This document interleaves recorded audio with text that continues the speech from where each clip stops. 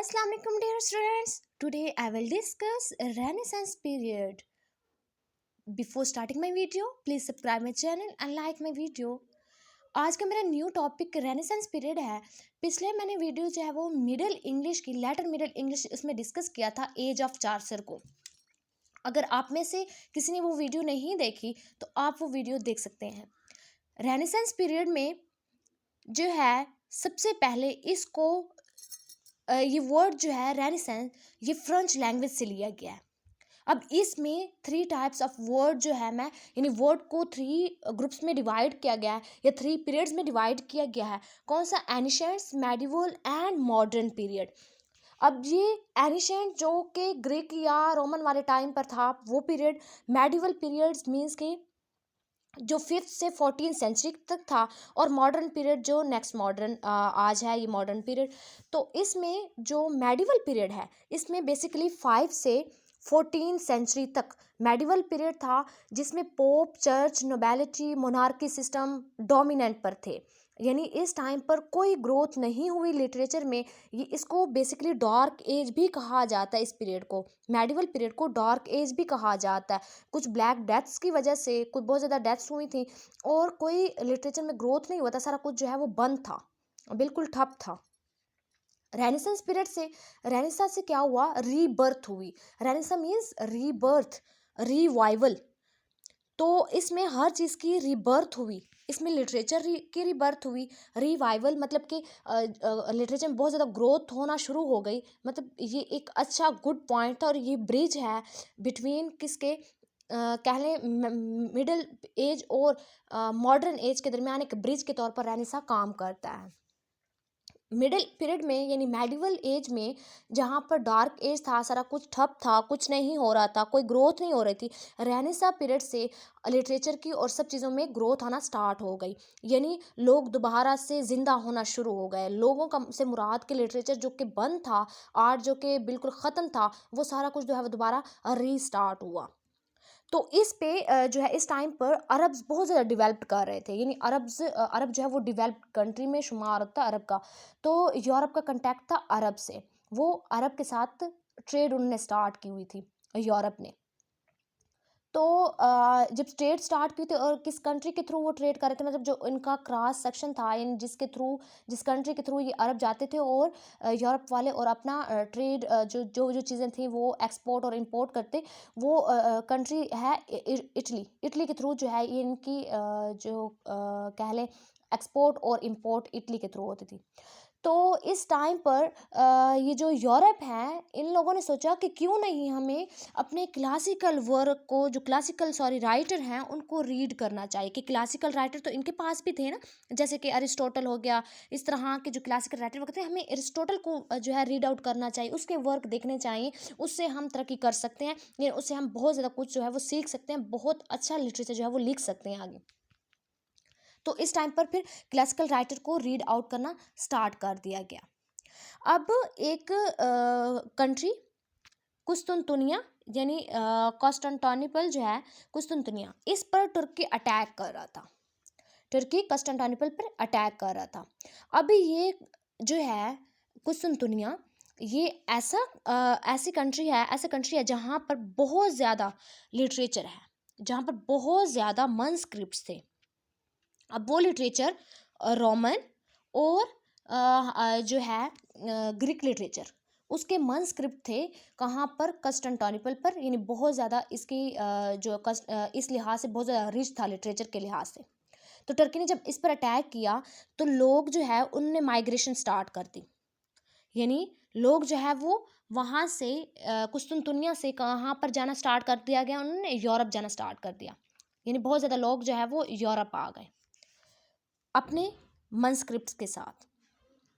बहुत ज़्यादा मनस्क्रिप्ट के साथ जो है वो कुस्तुनतुनिया से यूरोप आ गए। यहाँ पर तब एक आदमी कार्डिनल जिसका नेम है, वो 800 मनस्क्रिप्ट के साथ आया। यहीं से अब शुरुआत होगी रेनेसां की। 800 मनस्क्रिप्ट के साथ आया, और वो मनस्क्रिप्ट कहाँ से लेके आया? कुस्तुनतुनिया से लेके आया। अब फर्स्ट रेनेसां जो है वो स्टार्ट हुआ इटली में, यानी डायरेक्ट इंग्लैंड में नहीं आया रेनेसां। ये रेनेसां फर्स्ट जो है वो स्टार्ट हुआ इटली में। अब इटली में जो है वो रेनेसा स्टार्ट हो गया।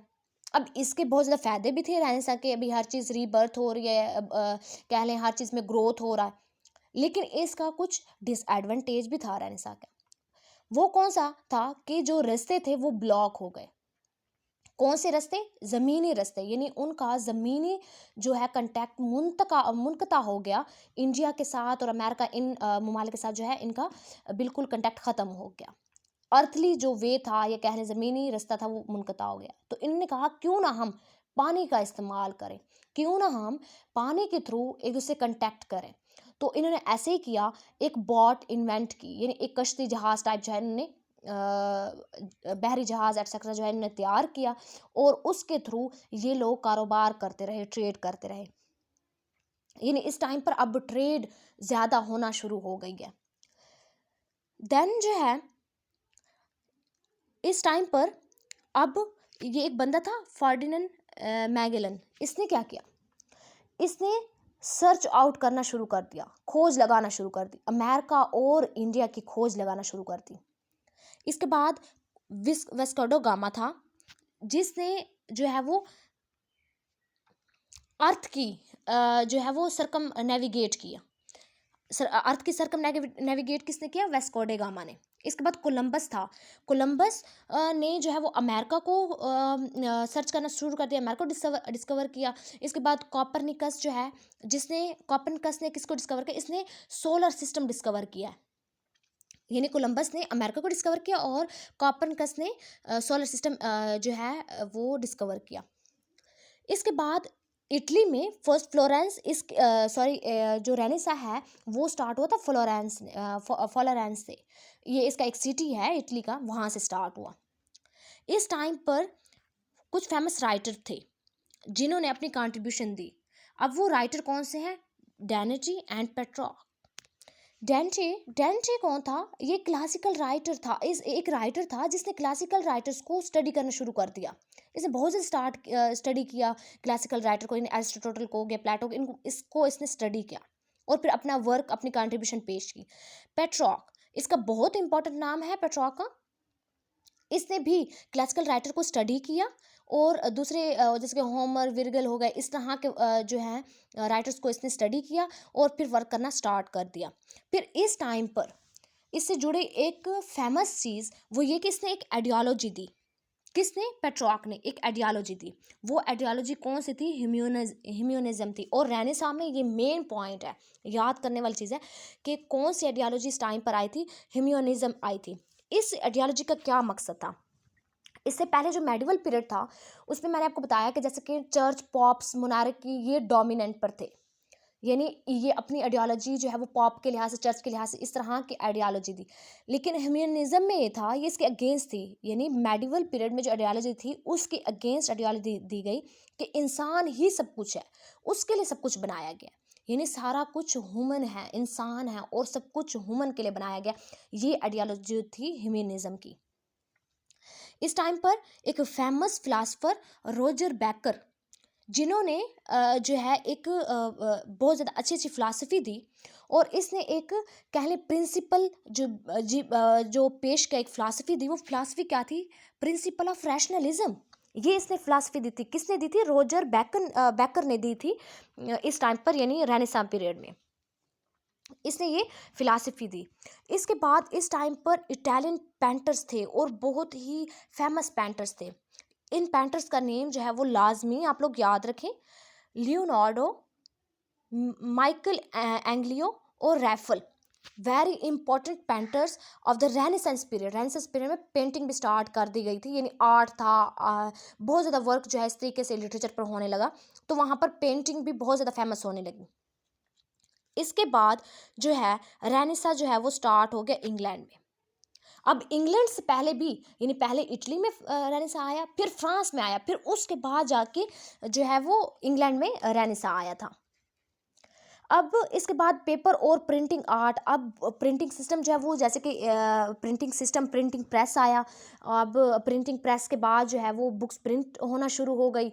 बुक्स प्रिंट होने के बाद जो है वो, जब प्रिंटिंग सिस्टम सही हुआ तो इसके बाद बहुत ज़्यादा बुक्स जो है वो सस्ते में प्रिंटिंग होने लग गई, और लोग बहुत ज़्यादा बुक्स जो है वो पढ़ने लग गए। बुक्स जो क्योंकि सस्ती हो गई थी, पहले प्रिंट सिस्टम नहीं होता था ना, खुद से हाथ से लिखते थे, तो उस में जो बुक्स थी बहुत एक्सपेंसिव थी, लोग बहुत कम जो है इसको परचेज करते थे। लेकिन जैसे प्रिंटिंग प्रेस आया तो बुक्स इससे जो है वो सस्ती बेचने लग गए लोग, और इसके बाद जो है लोग बहुत अच्छे से परचेज कर सकते थे, इजीली परचेज कर सकते थे। देन ये भी एक रेनेसा का एक पॉइंट है मेजर। इसके बाद रेनेसा जो है जब इंग्लैंड आया, तब उस टाइम की जो है वो क्वीन थी ट्यूडर डायनेस्टी, जिन्होंने बहुत अच्छा कंट्रीब्यूशन पेश किया इस रेनेसा पीरियड में, ट्यूडर डायनेस्टी। इसके बाद किंग उस टाइम पर थे हेनरी एट। हेनरी एट उस टाइम पर किंग थे, और क्वीन जो थी वो ट्यूडर डायनेस्टी थी। इस टाइम पर सर थॉमस मोर, एक फेमस राइटर, जिन्होंने अपना एक फेमस कंट्रीब्यूशन दिया, अटोपिया। अटोपिया इसने फेमस इस टाइम पर वर्क लिखा। तो इस टाइम पर ये इस टाइम पर जो वर्क लिखे गए, पेंटिंग की गई, इस टाइम पर आर्ट बहुत ज़्यादा था, और लिटरेचर बहुत ज़्यादा इस टाइम पर डेवलप्ड हो, बहुत ज़्यादा लिटरेचर में न्यू न्यू चीज़ें आई। इस टाइम के जो मेजर करैक्टरिस्टिक्स हैं, मेजर इस टाइम के फीचर्स हैं, first of all humanism. Renaissance को, इस पीरियड को जो ज़्यादा फेमस से पीरियड हुआ वो इसकी ह्यूमनिज्म यानी इसकी आइडियालॉजी की वजह से। इसकी ये आइडियालॉजी बहुत ज़्यादा फेमस हुई, और इस आइडियालॉजी के फादर कौन थे? पेट्रॉक थे। ह्यूमनिज्म में यही बताया गया कि सब कुछ इंसान है, जो कुछ बनाया गया वो इंसान के लिए बनाया गया, ह्यूमन ही मेन रोल है। इसके बाद आर्टिस्टिक, आर्ट बहुत ज़्यादा डेवलप्ड हुआ, बहुत ज़्यादा तरक्की हुई आर्ट को, आर्ट पर बहुत ज़्यादा वर्क किया गया इस टाइम पर।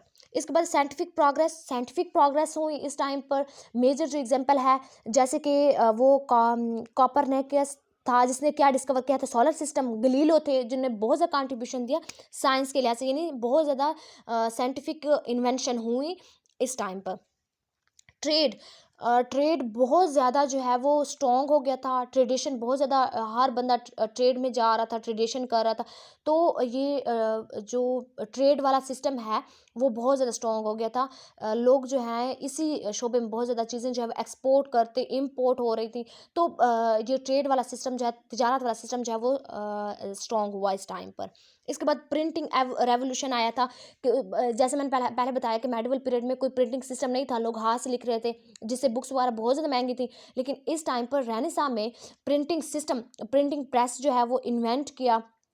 एक जर्मन पेंटर थे, जिन्होंने कि प्रिंटिंग वाला सिस्टम लिया, और प्रिंटिंग प्रेस उन्होंने इन्वेंट किया, और इसके बाद जो है लोग जो है इसको कमर्शली यूज़ करते थे, और चीज़ों को, अपनी बुक्स को जो है राइटर वो प्रिंट करवाते थे। तो इस टाइम पर ये चीज़, और एक मेन फीचर इसका है सिक्युलरिज्म, यानी रिलीजियस से लोग हट कर ज़्यादातर किस चीज़ में आने लग गए? ट्रेड वगैरह में, आर्ट में, लिटरेचर में, उस पर ज़्यादा बिलीव करने लग गए, क्योंकि जो इससे पहले वाले पीरियड थे, मिडिल वाला मेडिवल पीरियड था, उसमें रिलीजन का एस्पेक्ट होता था ज़्यादा, यानी पॉप, चर्च, इनको ही फ़ोकियत हासिल थी। लेकिन रेनेसा आने के बाद, रेनेसेंस के बाद इस टाइम रिलीजन से लोग जो है वो ज़्यादातर किस चीज़ की तरफ चले गए थे? आर्ट, लिटरेचर की तरफ जो है वो ज़्यादा चले गए थे। तो ये थी आज की वीडियो, जिसमें मैंने बताया रेनेसा में कौन कौन से मेन राइटर थे, रेनेसा कहते किसे हैं, और ये पहला जो है रेनेसा आया कहाँ पर, और उस टाइम पर रेनेसा आया कैसे, और इसने कैसा अपना इन्फ्लुएंस छोड़ा है लिटरेचर पर, वो सब आज की वीडियो में मैंने डिस्कस किया। आई होप आपको मेरी आज की वीडियो समझ में आई होगी। Thank you for watching my video.